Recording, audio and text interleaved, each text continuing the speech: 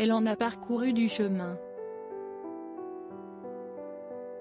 En 2004, alors qu'elle participe à l'émission Nouvelle Star sur M6, Amel Bent détonne par sa voix et se fait aussi remarquer en dévoilant ses formes généreuses.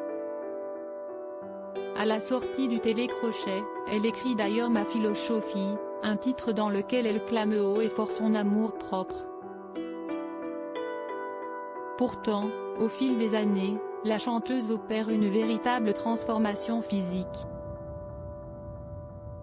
En 2012, la compagne de Patrick Antonelli devient dans un premier temps ambassadrice de la marque Weight Watchers.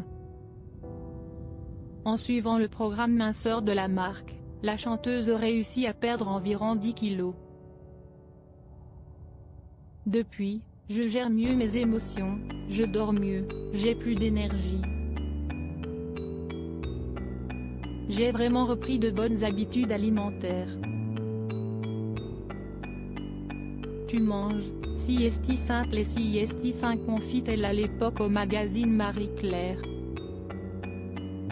Satisfaite de son évolution, celle qui tourne désormais dans les sandales blanches continue sur sa lancée et parvient à afficher moins 17 kg sur la balance en 2018. Un changement qui surprend bien évidemment ses fans mais qui n'est pas miraculeux.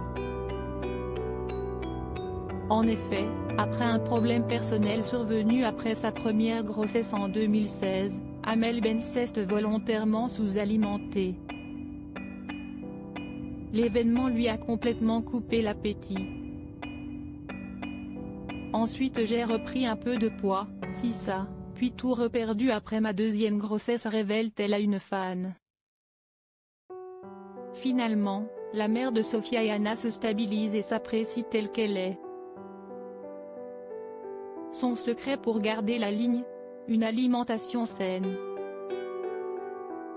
Je suis stable car je mange très sain, grâce à ce que je cuisine pour mes filles, et j'ai arrêté soda, fast-food, pain et fromage, précise-t-elle.